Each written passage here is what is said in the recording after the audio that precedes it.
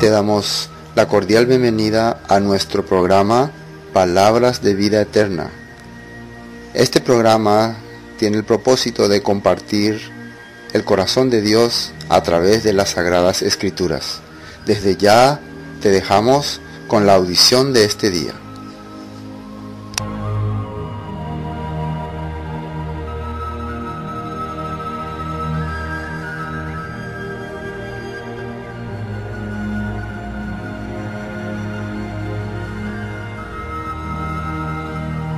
Según el libro de Levítico, en la celebración de Yom Kippur, era el día en que el pueblo encontraba la misericordia y el perdón de Dios.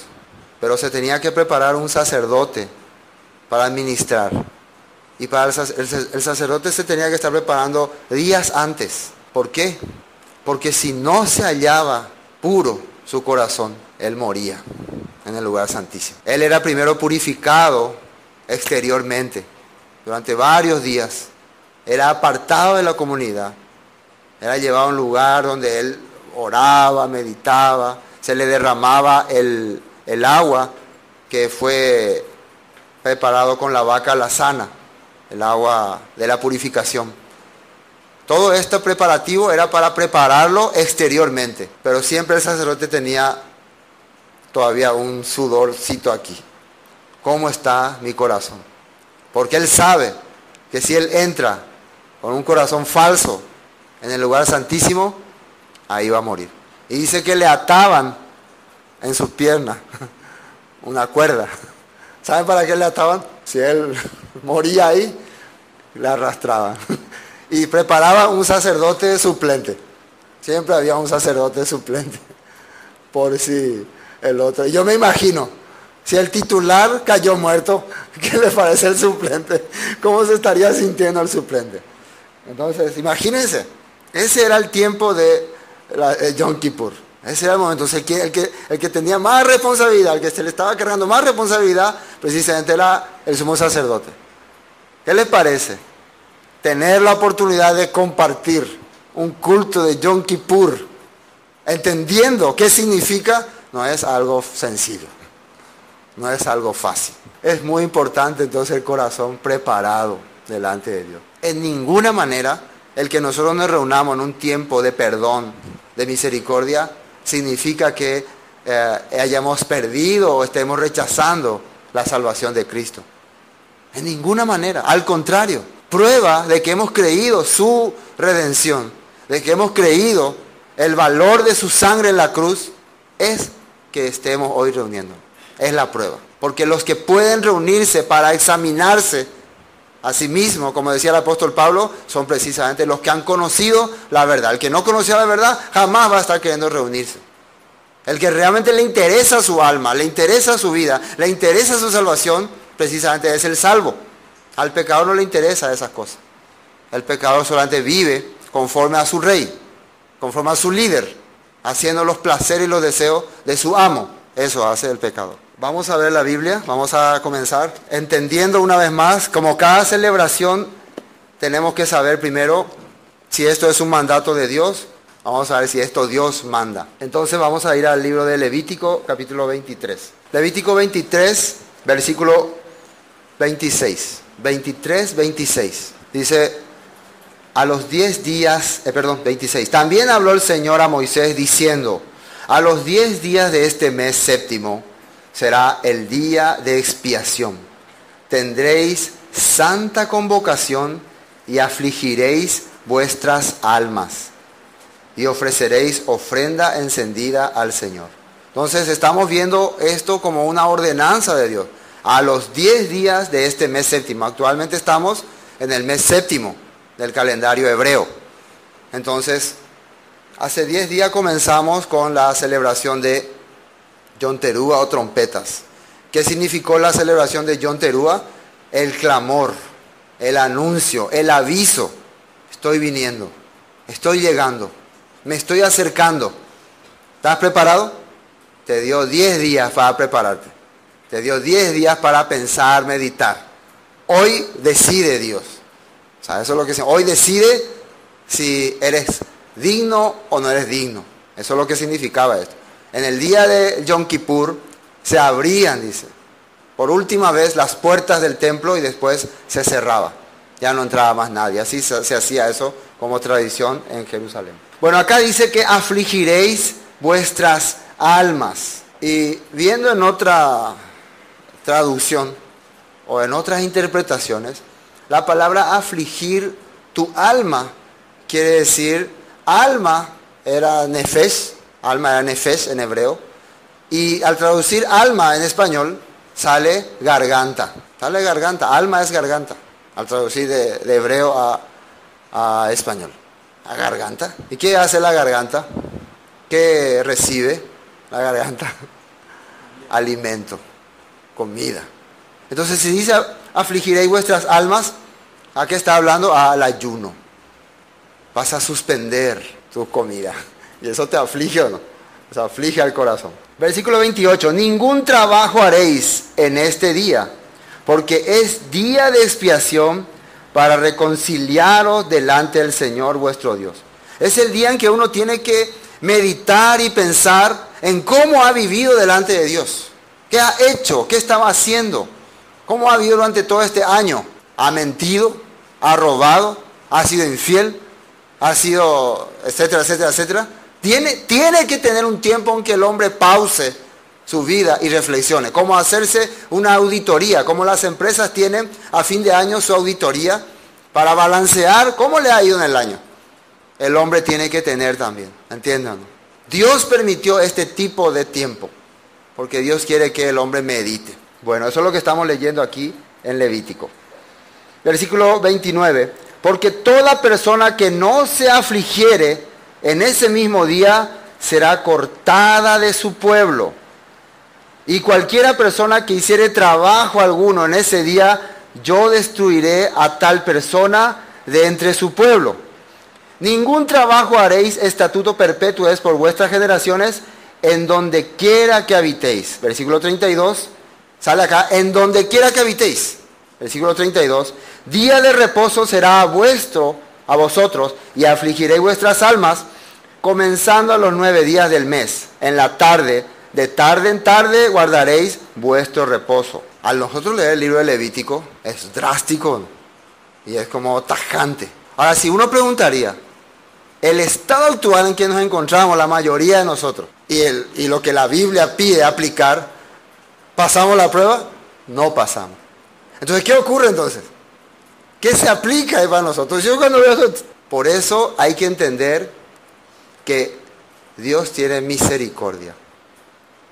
La mujer sorprendida en adulterio, según la ley, ¿qué tenía que hacer con ella? Tenía que morir. Según la ley del adulterio.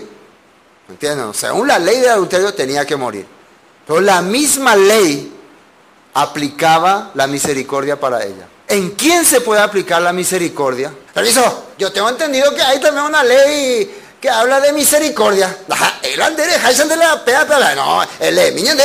¿usted le parece que esa persona es apta para que se le aplique la misericordia? Yo exijo mi derecho. Exijo que se me aplique la ley de la misericordia. ¿Será que la ley de la misericordia se puede aplicar así? Por eso se llama misericordia. ¿Qué es misericordia? Un favor inmerecido. Algo que tiene que nacer del corazón de Dios, no de tu exigencia.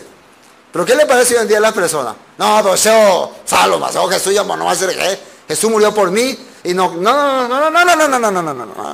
Dice que cuando el buen samaritano le vio al hombre caído, ¿con qué ley usó para ayudarle? ¿Qué parte del Tanaj, de los Salmos o de la Torah usó el buen samaritano para ayudarle al medio muerto?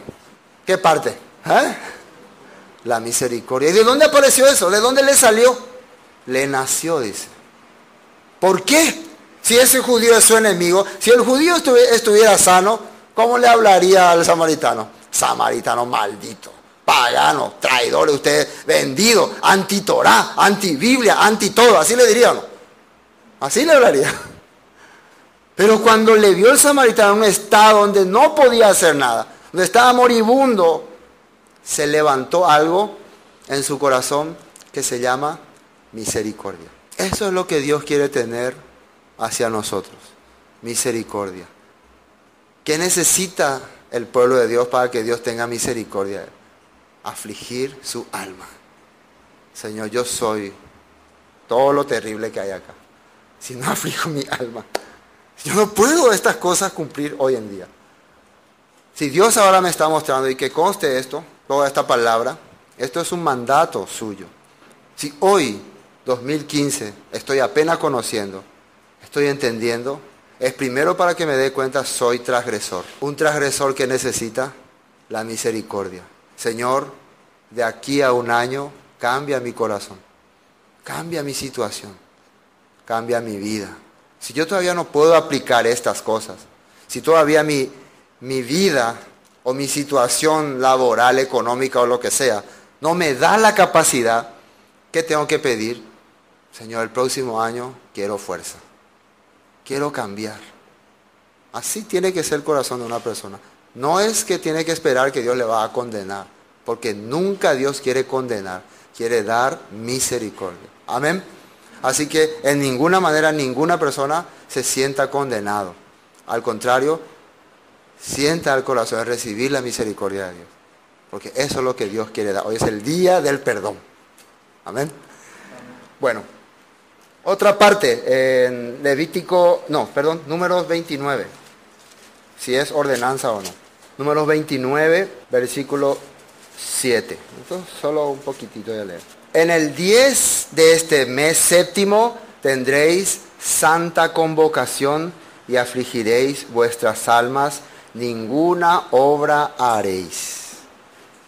Otra vez está repitiendo, el primer propósito es la santa convocación, reunirse, una convocación apartada. Entonces lo mínimo que yo puedo hacer, y escúcheme bien, lo mínimo que puedo hacer es reunirme. Si por alguna razón les tocare en un lugar lejano, en un lugar apartado, sin tener la posibilidad de venir a compartir con hermanos, convoquen ustedes reunión. Mínimo la familia, que conste eso. Si no hay con quien reunirse en el alrededor, no, yo voy a reunirme con la familia. No, eso no es bíblico, no es aceptable por Dios. Hoy no quiero irme con los hermanos, no le quiero ver la cara, voy a reunirme acá con mi familia. ¿Qué es lo que voy a hacer clamar ese día? El día del perdón, está menospreciando a las personas, tenés que tener en cuenta eso. Pero si les toca alguna vez estar en un lugar lejano, en otro lugar, apartado de los hermanos, apartado de su grupo, de la gente con quien se reúne, y saben que estamos en día de Yom Kippur, no, por favor, no, hoy no hay hermano, no hay iglesia, no hay culto, no hay nada, vamos a ver la novela, la tele, no. Familia, si hay papá, mamá, reunámonos, hoy es Yom Kippur, vamos a leer la Biblia, vamos a orar, vamos a clamar por los hermanos necesitados, vamos a clamar por la gente necesitada, vamos a clamar por nuestro corazón, vamos a orar a Dios, y si tienen la fe, vamos a ayunar un día. Eso hay que hacer. Amén. Aunque mínimo la familia convoques. No solamente esta celebración, toda la celebración. Donde les toque, donde quiera que habiten, dice, donde quiera que habitéis. Esa, y recuerden muy bien, al final de este culto vamos a tocar un versículo clave. Esa va a ser una de las señales que los ángeles van a ver para no tocar nuestra vida. Y después vamos a ver el texto de dónde está escrito eso. Una de las señales. Y recuerden que cuando Satanás salga a buscar al pueblo de Dios, y ese pueblo de Dios es libertado, va a buscar a su descendencia. ¿Y quiénes son esa descendencia? Los que tienen el testimonio de Jesús y los que guardan los mandamientos. ¿Cuáles son esos mandamientos? Precisamente estos. Entonces a los que no guardan los mandamientos, no se preocupen, no le va a buscar Satanás, no le va a perseguir. Entonces, ¿a quién será que se le va a proteger en el día del juicio? Porque Satanás va a hacer tribulación, pero los ángeles de Dios van a salir a proteger. ¿A quiénes serían? Precisamente a los que guardan el pacto, a los que están marcados, dice. Hay otro tipo de señal en la Biblia, no solamente el 666, hay otro tipo de señal también. Después vamos a ver eso. Entonces, importante entonces que quede en mi corazón hoy las reuniones que Dios me encargó. Si tengo la posibilidad, vengo. Cuando digo tengo la posibilidad, quiere decir si no hay nada que me impide, a menos que sea enfermedad, distancia o alguna otra fuerza mayor, como dice la persona. Pero que no sea este pensamiento. No me quiero ir, por favor. Hermanos, empecemos a no tener más este corazón. No quiero hacer. No me interesó, no me gustó, no me cae bien. Aunque no me gustó, mi corazón que se humille delante de Dios. Dios va a buscar corazón humillado. Reclamar entonces. Esto Dios nos está enseñando. De a poco estamos aprendiendo. Yo con ustedes. ¿Dónde está y qué se hacía en ese día? Vamos a Levítico capítulo 16. ¿Qué es lo que ocurre ese día de la expiación? Sabemos ya de la ordenanza, pero vamos a ver un poquito qué se hacía. En el capítulo 16 está explicando precisamente el día de la expiación, el día en que se tenía que hacer estos sacrificios por el pueblo de Israel. En la expiación del día 10 del séptimo mes era por el pueblo de Israel. Era una convocatoria que Dios hacía para libertar a su pueblo, para perdonar a su pueblo. No es que el pueblo quería ir a Dios. ¿Entienden? ¿No? Dios les llama. O sea que Dios no ve si hicieron o no hicieron cosas malas. Para Él todos tienen que venir. Y si Dios le llama a todos para perdonarles, ¿qué quiere decir? ¿Qué quiere decir? Por ejemplo, alguien dice, no, perdón, yo no necesito perdón porque yo estoy perdonado ya. Entonces, este le está rechazando a Dios. Dios quiere que venga para perdonarte. Entonces, vos, no importa tu pensamiento. Vos tenés que venir nomás. Así está escrito. Es el día de la expiación. ¿Por qué? Esto es la preparación para la boda final, para la boda del Cordero. Recuerden que si hay una mancha, una suciedad, no vas a poder estar en esa boda. Así está escrito en la Biblia. Si no estás preparado para la gran boda, vas a quedar fuera. Fíjense el amor de Dios hacia su pueblo.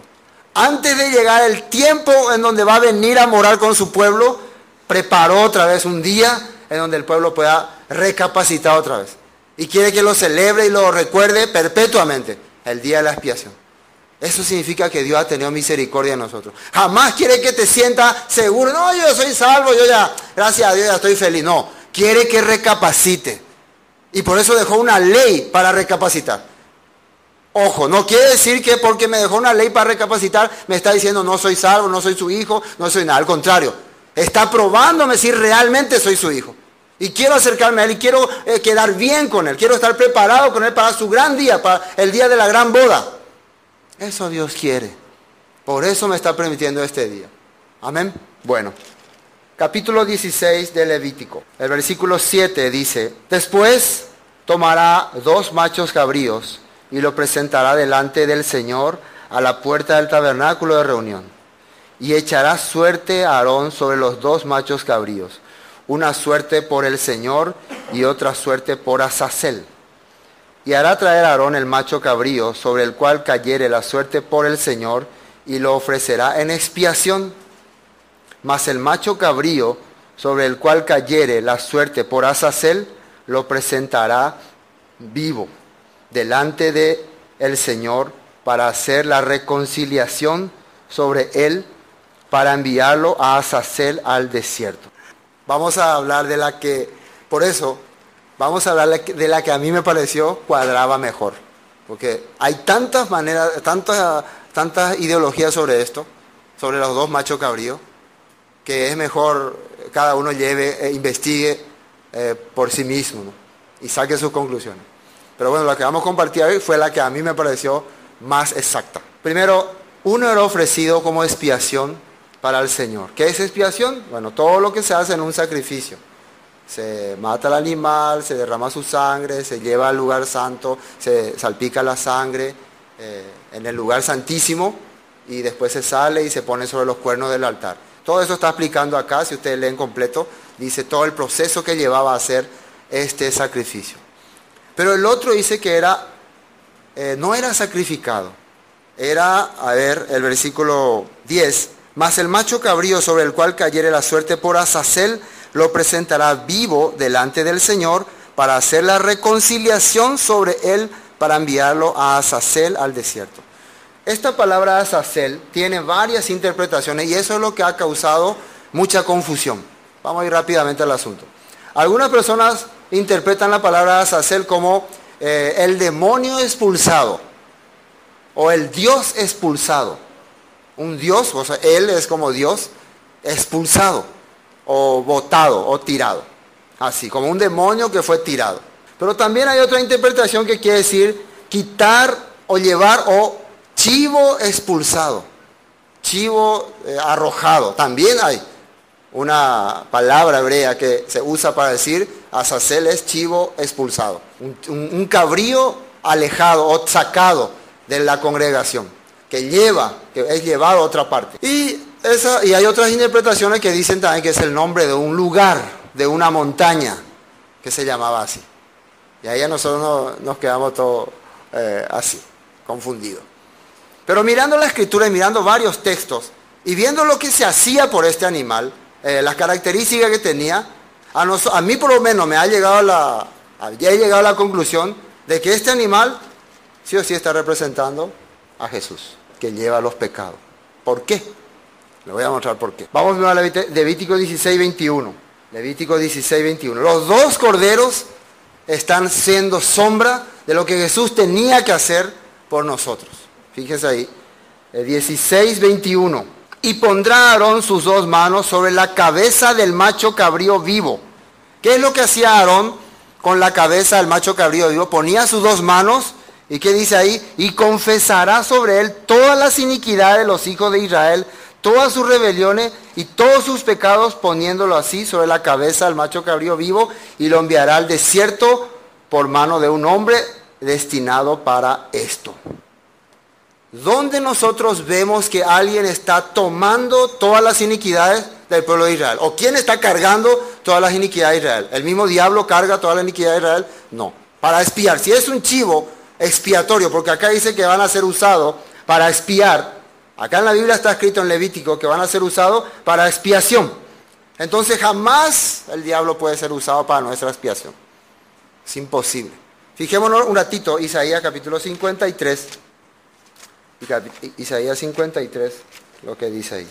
Isaías 53, del versículo 4 vamos a leer. 53, 4. Dice, ciertamente llevó él nuestras enfermedades. Acá sale la palabra, llevó él nuestras enfermedades. En aquel tiempo lo que hacía este chivo era sacar la contaminación que había en Israel, la contaminación que había en la comunidad. Y una de las contaminaciones que ellos tenían por causa del pecado era enfermedad. Eran enfermedades. Ciertamente llevó él nuestras enfermedades y sufrió nuestros dolores, y nosotros le tuvimos por azotado, por herido de Dios y abatido.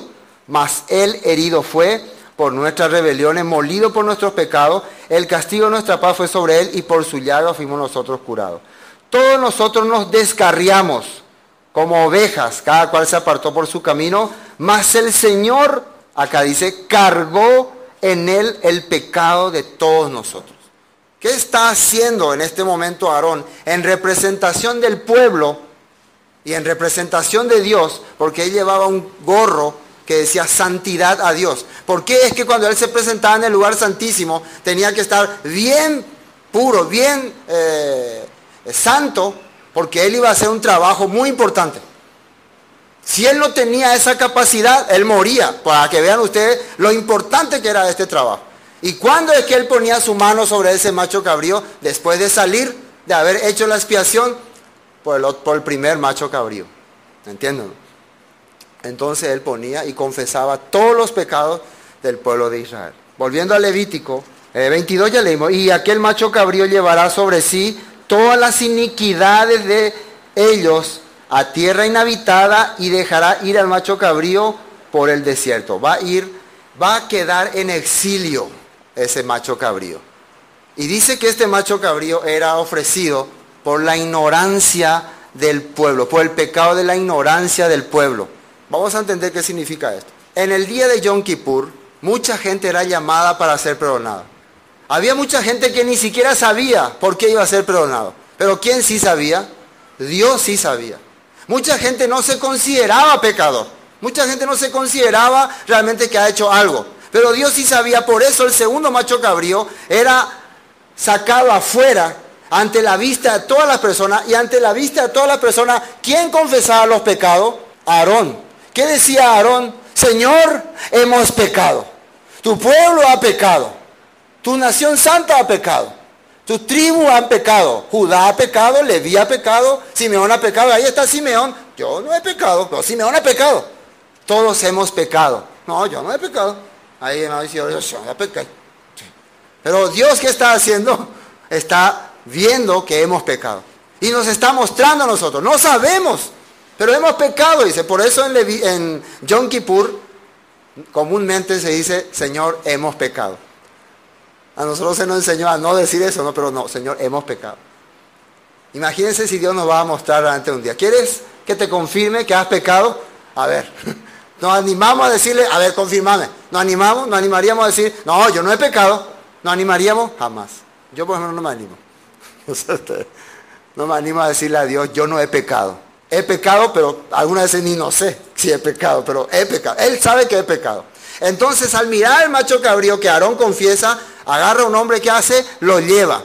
Pasa por el medio de la multitud. ¿Qué están viendo ellos?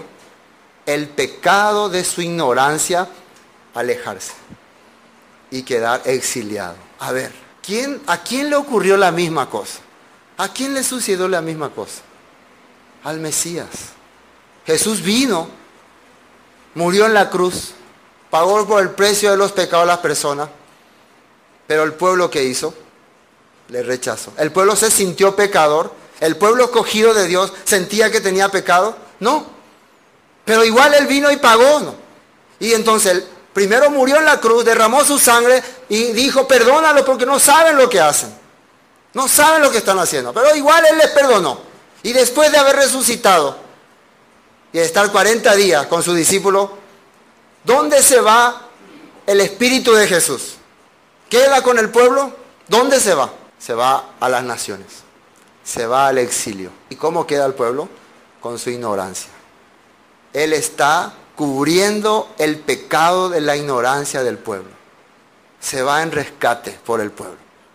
Actualmente Jesucristo está en exilio para el pueblo de Dios. Está lejos.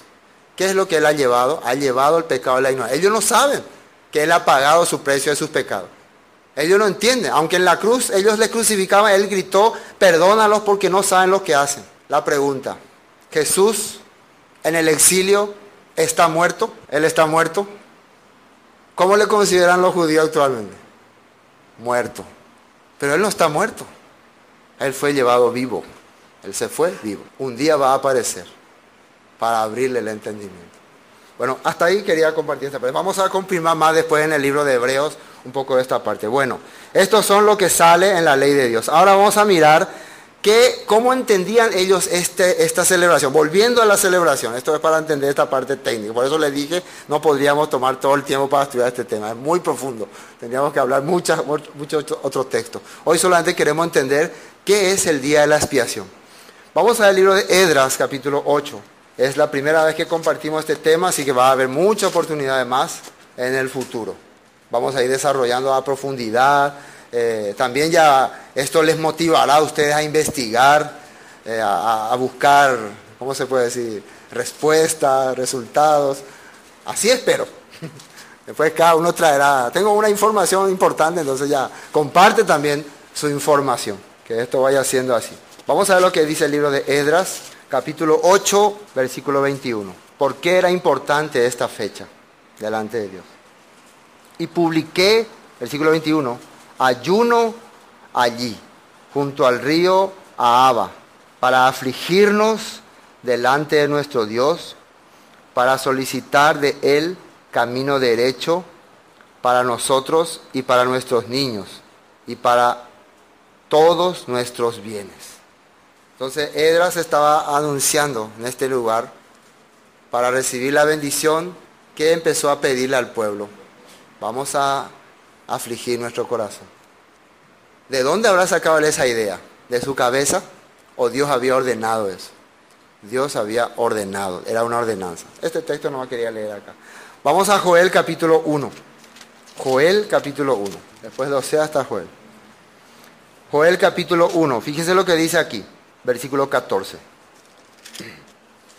Proclamad ayuno, convocad asamblea. Asamblea quiere decir congregarse, ¿no? Reunirse. Congregad a los ancianos y a todos los moradores de la tierra en la casa del Señor, vuestro Dios, y clamad al Señor. Ay del día porque cercano está el día del Señor y vendrá como destrucción por el Todopoderoso. Eso está hablando Joel. Esto es una profecía para los últimos tiempos. Si el pueblo no está acostumbrado a este tipo de reunión, proclamación, el día en que tienes que esperar el juicio de Dios, clamar por misericordia, entonces tampoco va a estar preparado para este día.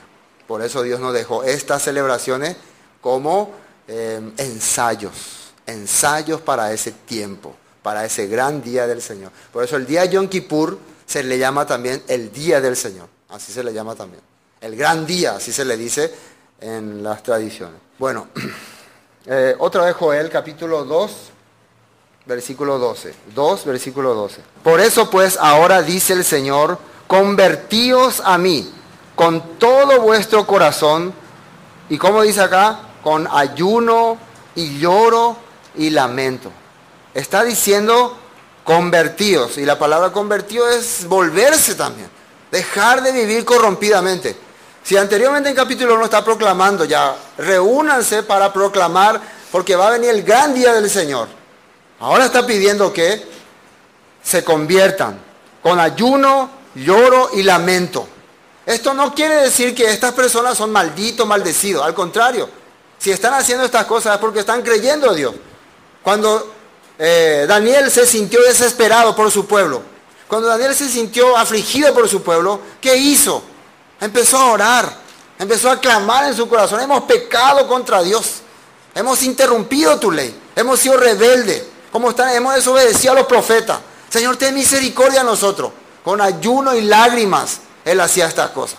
Realmente no hemos hecho las cosas que Dios quería. Ten misericordia de nosotros. Si en el mundo no hay un pueblo que realmente esté pidiendo misericordia por las naciones, ¿qué esperanza va a tener este mundo? Dios ha dejado por eso un pueblo que sea luz, que sea esperanza para el mundo. Si nosotros hemos entendido estas cosas, no es porque estamos sin esperanza, es porque Dios nos quiere dar esperanza y quiere que seamos esperanza para los demás. Si nosotros estamos acá, podemos orar por ellos, clamar por ellos, pedir por ellos, por la gente que está en ignorancia todavía, para que realmente ese día pueda entender lo que Dios quiere para ellos. Hasta llorando. Dice que los sacerdotes ese día lloraban. Todos ese día lloraban por el pueblo. Así era. Versículo 13. Rasgad vuestro corazón y no vuestros vestidos, y convertíos al Señor vuestro Dios, porque misericordioso y clemente, tardo para la ira y grande en misericordia, que se duele del castigo. No piensen que Dios se pone contento cuando castiga a su pueblo, que Dios estaba feliz cuando cayó Samaria, cuando los samaritanos eran llevados por los asirios como esclavos. Su esposa, las embarazadas, eran abiertas su vientre, dice.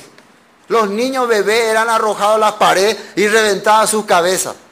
Los ancianos eran degollados, decapitados mientras caminaban. ¿Piensa que Dios mira eso? ¡Ah, aplaudo, estoy feliz! ¿Así piensan? No, le duele. ¿Pero por qué le ocurría eso? Es el decreto de la Escritura, de la palabra. Dios le dio la elección, la vida o la muerte. ¿Ellos qué escogieron? Escogieron la muerte. Y bueno, si escogiste la muerte, ¿qué te va a venir? La muerte. Yo estaba hablando, por favor.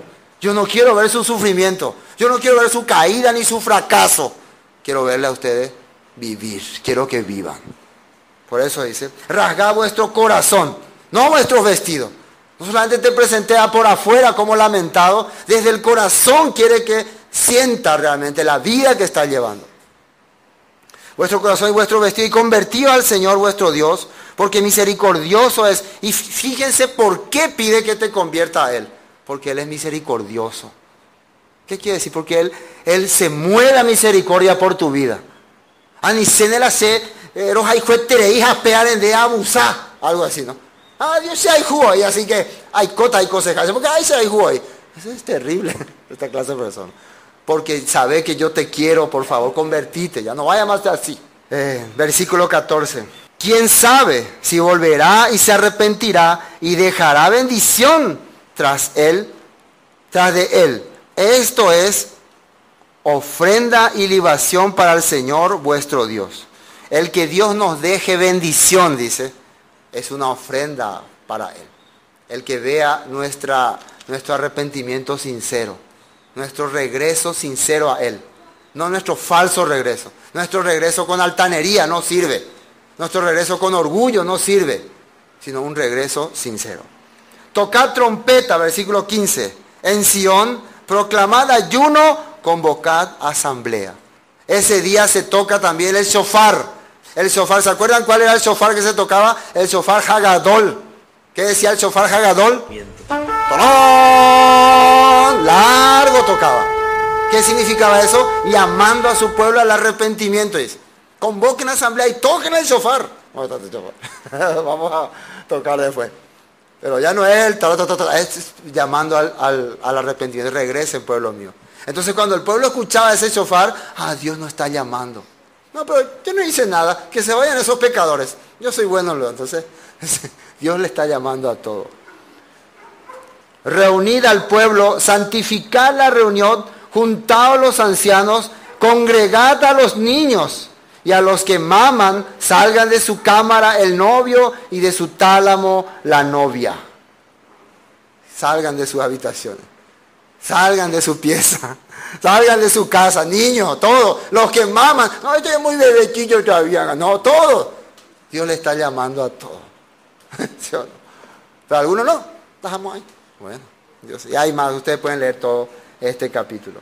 Bueno, vamos a segundo libro de Crónicas, capítulo 7. Capítulo 7, versículo 14. Dice, si se humillare mi pueblo, sobre el cual mi nombre es invocado, y oraren, y buscaren mi rostro, y se convirtieren de sus malos caminos, entonces yo oiré desde los cielos, y perdonaré sus pecados, y sanaré su tierra. ¿Qué quiere que haga el pueblo? Se humillare primero. ¿Qué es humillarse? Humillarse no es hacerse el menos ante otra persona. ¿Ante quién uno tiene que humillarse? Ante Dios. Hermanos, cuando uno se humilla ante Dios, automáticamente se comporta humilde ante los demás también. No puede ser que vos digas, ante Dios sí soy humilde, pero ante las personas sea un altanero. No puede ser eso. Tu humildad a Dios se ve con las personas. Por eso es importante reunirse. Ahí vos expresás que te humillaste delante de Dios, no delante de hombre. Eso es muy importante. Si se humillare mi pueblo, quiere decir que no se quiere humillar, sobre el cual mi nombre es invocado, y oraren y buscaren mi rostro y se convirtieren. Este día de Yom Kippur también se llama el día en que se ven cara a cara.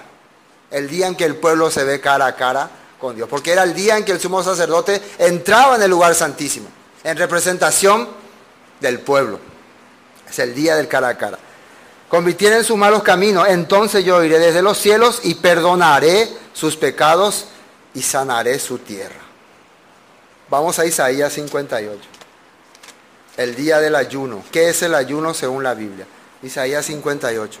Fíjense lo que dice acá. Isaías 58, versículo 1. Clama a voz en cuello, no te detengas. Alza tu voz como trompeta y anuncia a mi pueblo su rebelión y a la casa de Jacob su pecado. Así, hermano, la Biblia dice que hay que hacer así, ¿o no? Que hay que anunciarle al pueblo su pecado, dice. ¿Qué es pecado?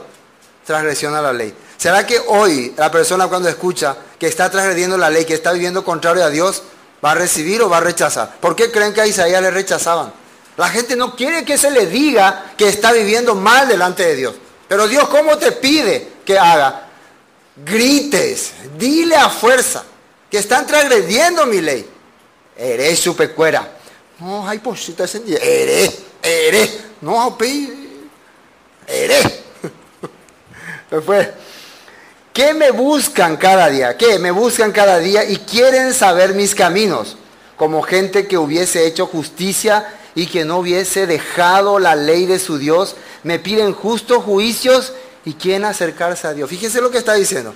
Esta gente viene constantemente y dice, queremos oír de Dios, queremos saber de Dios, como si no hubiera transgredido mi ley. ¡Qué cara dura que son!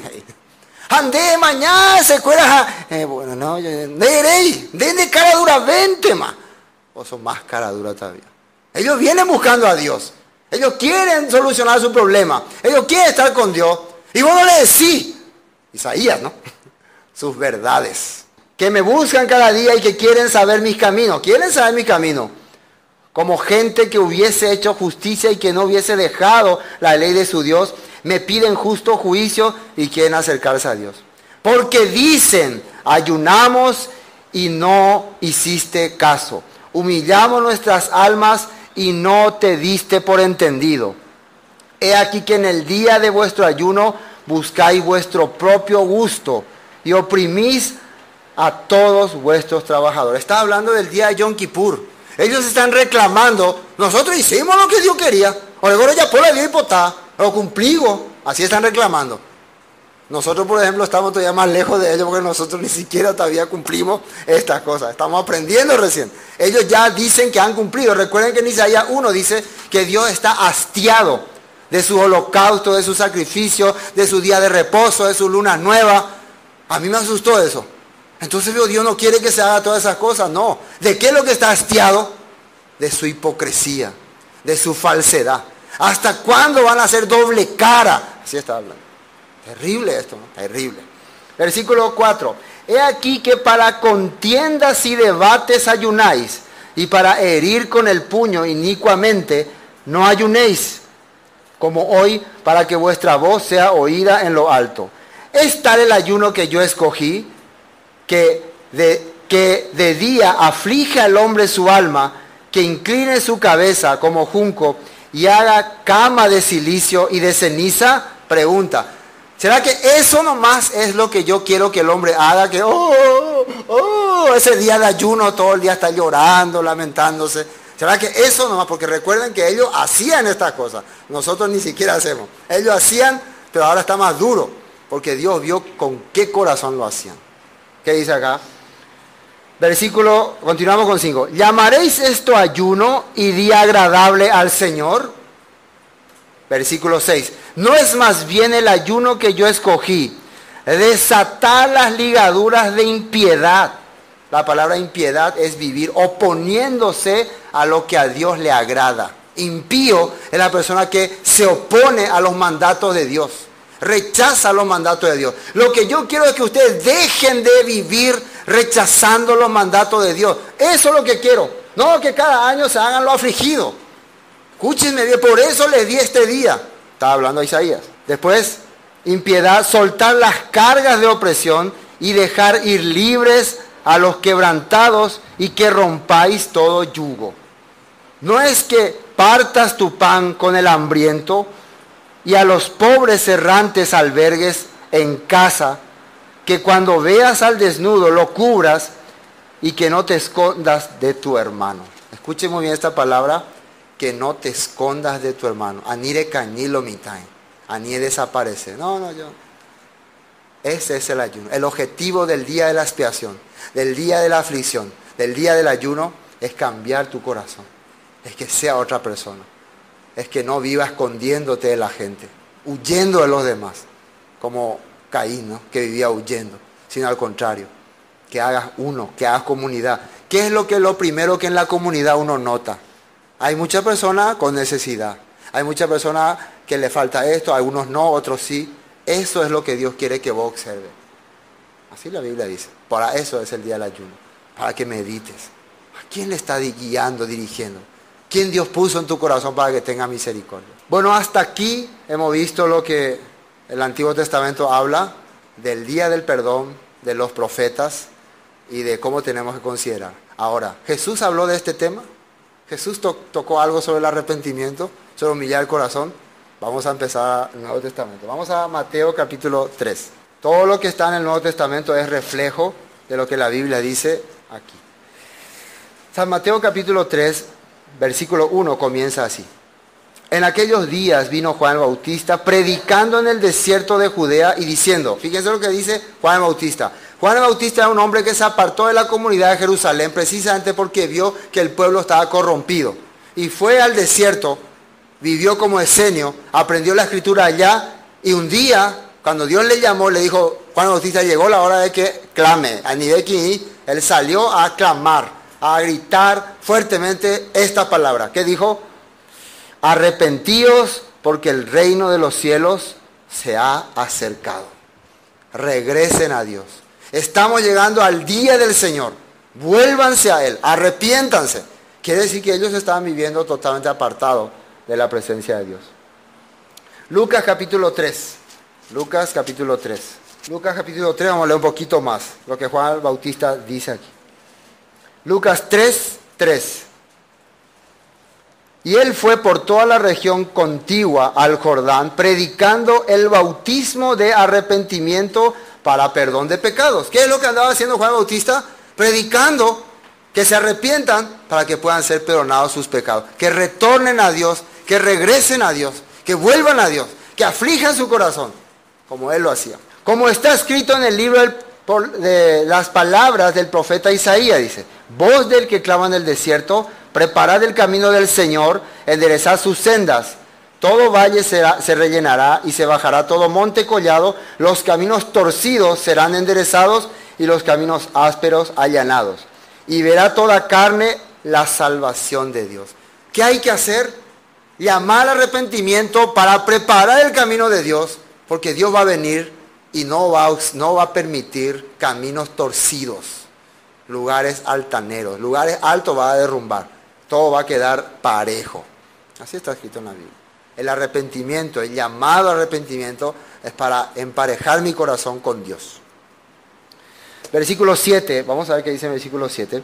Y decía a las multitudes que salían para ser bautizados por él: oh generación de víboras, ¿quién os enseñó a huir de la ira venidera? Esta palabra ira venidera también es considerada como el día del Señor, el día del juicio final, que Dios va a juzgar a la tierra. ¿Quién a usted le dijo que van a escapar de ese día? Significa que en su conciencia ellos estaban pensando: no, yo ya me libré de ese día, para mí no hay ese juicio. Así está. Pero Juan viene y como que le abre la mente. Porque les odia, le habla a Juan eso.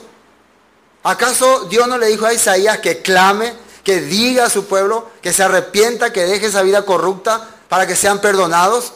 Juan está haciendo lo mismo. Juan está preparando a la gente para estar listo para recibir a su Señor. Versículo 8. Haced pues frutos dignos de arrepentimiento y no comencéis a decir dentro de vosotros mismos: tenemos a Abraham por padre, porque os digo que Dios puede levantar hijos a Abraham aún de estas piedras. Frutos dignos de arrepentimiento. La palabra fruto en la Biblia, cuando se menciona, quiere decir algo que sale de vos, que sale de tu vida. Entonces, si Dios está viendo que estás retornando a Él, retornando a tu palabra, a su palabra, ¿qué quiere decir?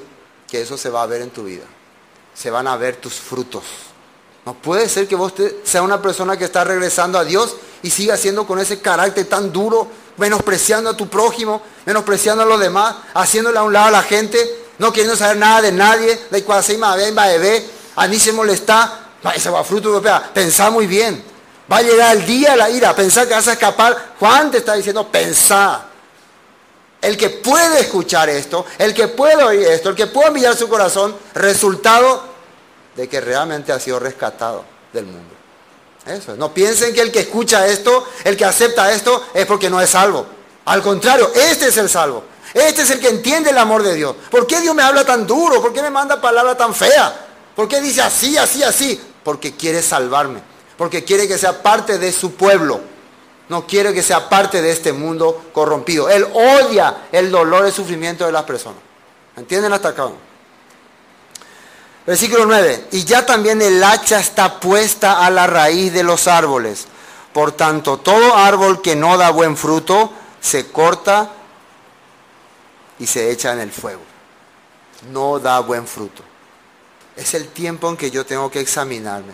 ¿Soy una persona que doy buen fruto? Si no lo estoy dando, es el tiempo entonces de doblar mi rodilla y buscarle a Dios. No es el tiempo para rendirse y decir: quiero volver a Egipto nomás. Es el tiempo para arrepentirse. Pero vamos a ver Marcos 1. Marcos 1, 14.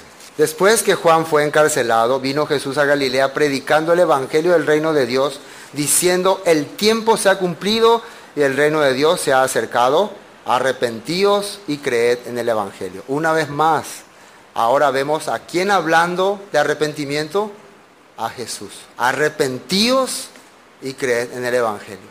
Jesús mismo nos está llamando al arrepentimiento.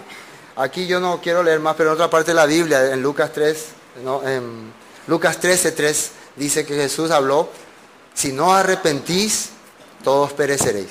Así habló.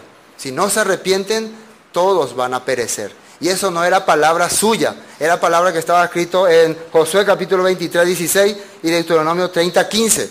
¿Qué estaba escrito ahí? El pueblo de Dios, si no se arrepiente, si no regresa a su Padre, perecerán, dijo. Josué capítulo 23:16 y Deuteronomio 30:15. Está hablando así, Deuteronomio está hablando. El pueblo pereció por falta de conocimiento. Mateo capítulo 12. Sigamos con el Nuevo Testamento. Mateo capítulo 12. Mateo capítulo 12. Dice así.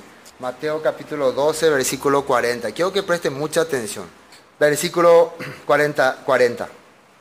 Porque como estuvo Jonás en el vientre del gran pez 3 días y 3 noches, así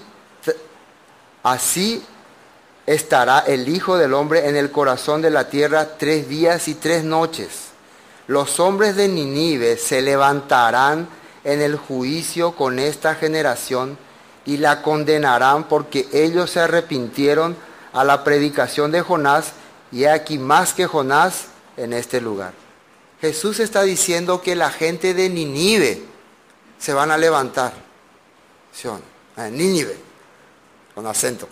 La gente de Nínive se van a levantar y nos van a acusar. O sea que a este pueblo le va a acusar. Porque ellos habían creído a Jonás, pero ustedes no le han creído a alguien más que Jonás. ¿Y qué fue lo que hizo Jonás? ¿Se acuerdan de esa historia? No necesitamos el libro de Jonás. Ustedes conocen. Dios le dijo a Jonás: ve y predica a esta ciudad. La ciudad, los habitantes de Nínive, para que conozcan un poco, torturaban y mataban y sacrificaban a los israelitas. Los degollaban. Ellos querían exterminar al pueblo de Israel. Ellos le abrían el vientre a la mujer embarazada. Ellos hacían catástrofe contra los israelitas. Es como para que Jonás les odie o no. Pero un día Dios le dice a Jonás: ve y predícale. Predícale. ¿Por qué le estaba ocurriendo estas cosas a la gente de Israel? ¿Por qué Nínive estaba en contra de Israel? Porque ellos habían dejado la ley de Dios. Ellos no querían entender que de Dios se habían alejado. Que su problema no era Nínive, era Dios. Entonces cuando Jonás va y le predica, durante 40 días dice que pregonaba, ellos se arrepintieron. Y les dejo de tarea el capítulo 3 de Jonás. Se arrepintieron, el rey se arrepintió, convocó ayuno a los niños, perros, gatos, animales, vacas, todos van a ayunar hoy.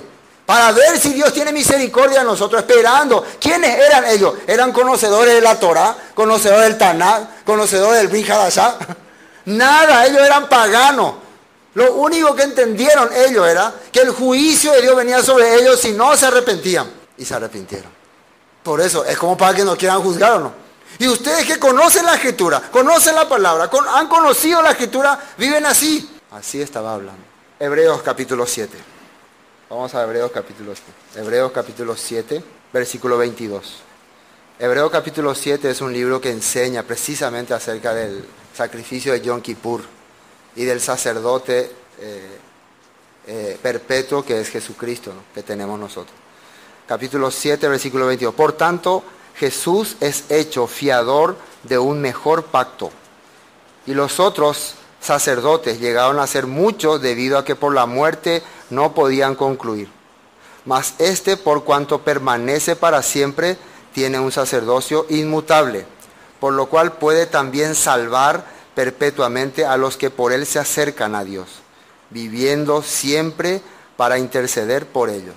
El sacerdote de la tribu de Leví, por más que tenía buena intención o tenía buen corazón, era mortal. Su servicio era temporal. Por eso tenía que cambiarse, era débil. No podía definitivamente quitar el pecado del corazón del hombre. Todo lo que hacían los levitas, todo lo que estaba escrito en la palabra, según el libro de Hebreos, era sombra de lo que Jesús tenía que hacer. ¿Está bien? Ese perdón era porque Jesús tenía que perdonar. Él tenía que un día hacer ese sacrificio. Eso es lo que Dios estaba mostrándonos aquí.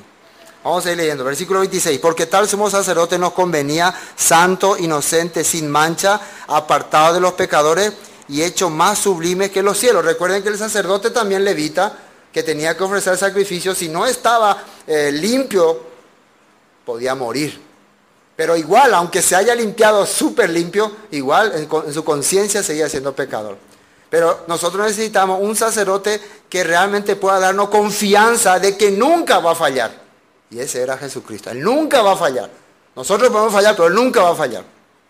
27. Que no tiene necesidad cada día como aquellos sumos sacerdotes de ofrecer primero sacrificio por sus propios pecados y luego por los del pueblo. Porque esto hizo una vez para siempre ofreciéndose a sí mismo. Y atiéndame el 28. Vamos a tratar de definir qué es lo que está diciendo acá.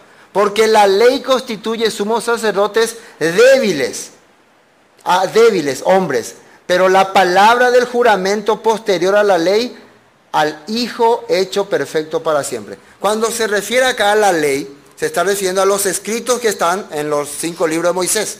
En los 5 libros de Moisés fueron establecidos el sacerdocio levítico. ¿Para qué fue establecido el sacerdocio levítico? ¿Para qué? ¿Cuál era el propósito del sacerdocio levítico? Para perdonar los pecados del pueblo. Esa era su función. No era para enseñarle la ley, solamente para unir al pueblo con Dios por sus transgresiones. ¿Entienden hasta acá? No. Ahora, acá dice la ley constituye sumos sacerdotes débiles, pero la palabra del juramento. ¿Y cuál es la palabra del juramento? La palabra del juramento en la Biblia está escrito en un salmo, Salmo 110, que un día Dios vio en visión a su Señor y al Hijo de su Señor sentado. Así lo vio.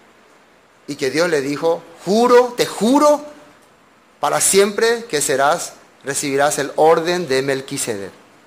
Recibirás el sacerdocio según el orden de Melquisedec. El sacerdocio según el orden de Melquisedec era un sacerdocio diferente que el sacerdocio levítico. ¿Cuál es la diferencia? Primero, que el sacerdocio de Melquisedec estaba mucho antes que el sacerdocio levítico.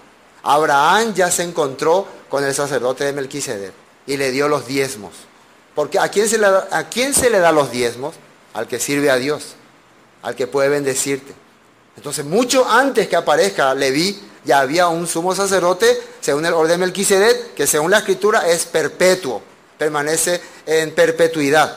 Y Dios le juró a David que de su linaje se levantaría alguien que tenga ese sacerdocio. ¿Quién era ese? Jesucristo. Él iba a tener el sacerdocio según el orden de Melquisedec. Y esto es muy interesante, porque el sacerdote según el orden de Melquisedec era rey y era sacerdote. Pero el sacerdote según el orden de Leví era sacerdote nomás, no podía ser rey. Por eso ese sacerdocio por la fe recibe David. David recibe ese sacerdocio de Melquisedec. Por eso él podía ser rey y él también fue sacerdote. La Biblia muestra eso. Y de su linaje se iba a levantar alguien que iba a ser de esta orden, que iba a ser rey y iba a ser sacerdote. Ahora, ¿a quién se le juró también que iban a ser rey y sacerdote? A nosotros. O sea que nosotros entonces, a través de Jesús, ¿qué orden de sacerdocio hemos recibido? Entonces permanecemos para siempre, ¿o no? Amén.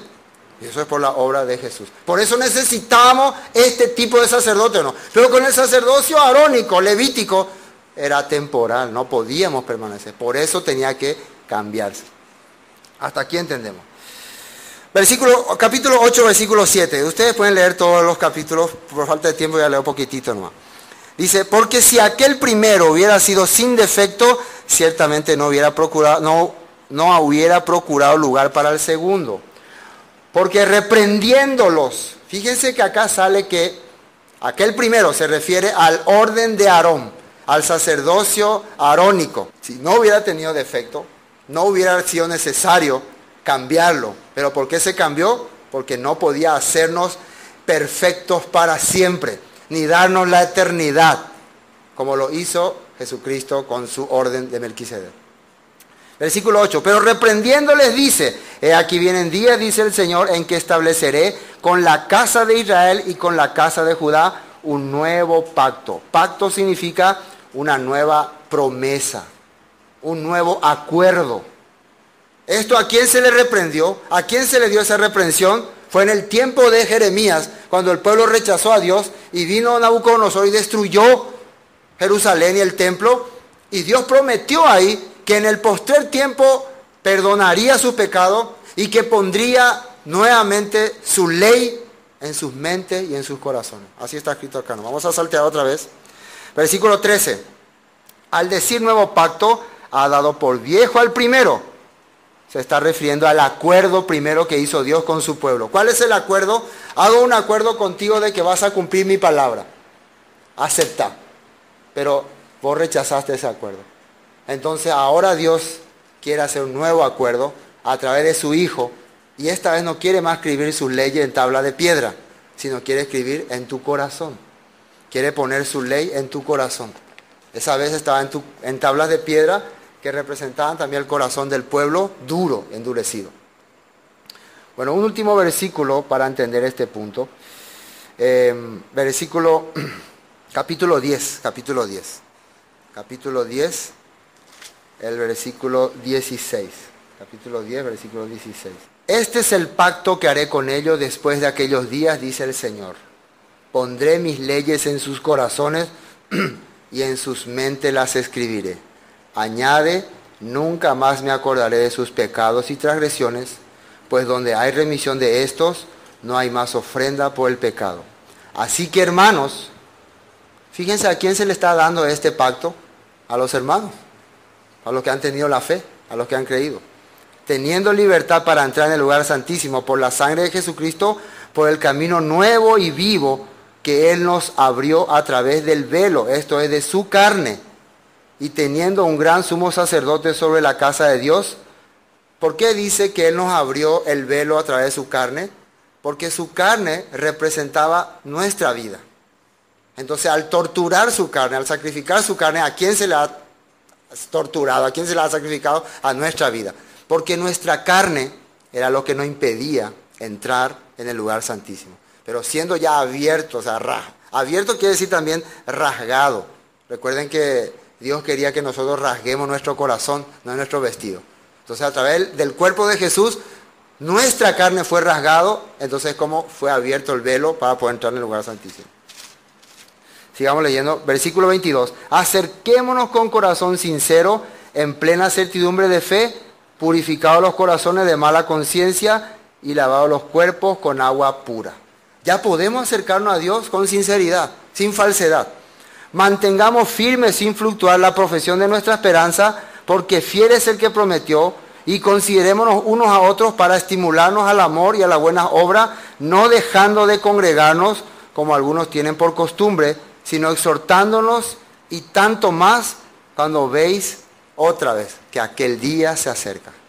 ¿Y a qué día se refiere?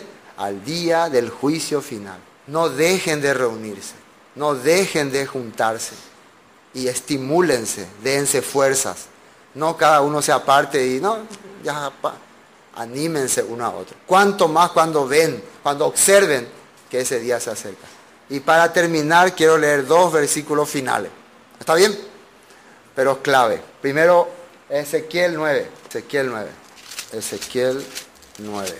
Versículo 4. El título de este capítulo dice, visión de la muerte de los culpables.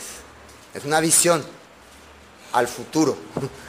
Versículo 4 dice, y le dijo el Señor, pasa por en medio de la ciudad y por en medio de Jerusalén y ponles una señal en la frente. Fíjense lo que dice acá, ponle una señal en la frente. A los hombres que gimen y que claman a causa de todas las abominaciones que se hacen en medio de ellas.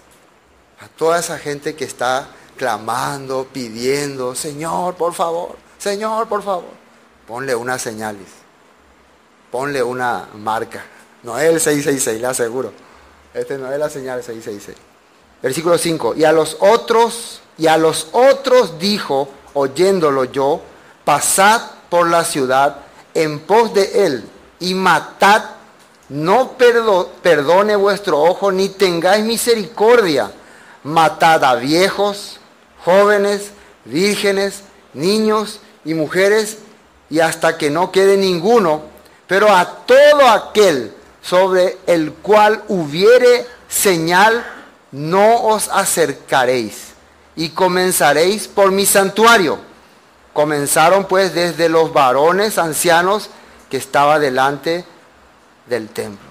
Qué duro esta palabra, ¿no? Recuerden que es visión. No es que le está hablando de una... ¿Qué? ¿Por qué Dios me muestra esto? Hay otra persona que en el Nuevo Testamento vio muchas visiones. ¿Quién fue? Juan. Vamos a ver si él vio algo semejante. Apocalipsis, y con esto sí ya... Apocalipsis 9. Yo espero tener esa señal. ¿Ustedes también? Parece que no. Apocalipsis 9, 4. 9, 4. Y se les mandó que no dañasen a la hierba de la tierra, ni a cosa verde alguna, ni a ningún árbol, sino solamente a los hombres que no tuviesen el sello de Dios en sus frentes. Hasta los árboles eran más valiosos. Después a todos se le tenía que destruir o no, se le tenía que matar. Yo estoy convencido de que esta visión vio Ezequiel, la visión de los últimos tiempos. La pregunta es, ¿y cuál es ese sello de Dios en nuestra frente? ¿Alguien se acuerda cuál era el pacto que Dios iba a hacer? Pondré mis leyes en sus corazones y en sus mentes la escribiré. La persona que tiene la voz de Dios, la palabra de Dios, el que trae el juicio le va a reconocer. Oh, hijo de Dios. No, discúlpame. Hijo de Dios. Dios va a reconocer. Dios va a identificar. El día del juicio final, la ley, la palabra, la escritura es lo que te va a diferenciar de los demás. Amén.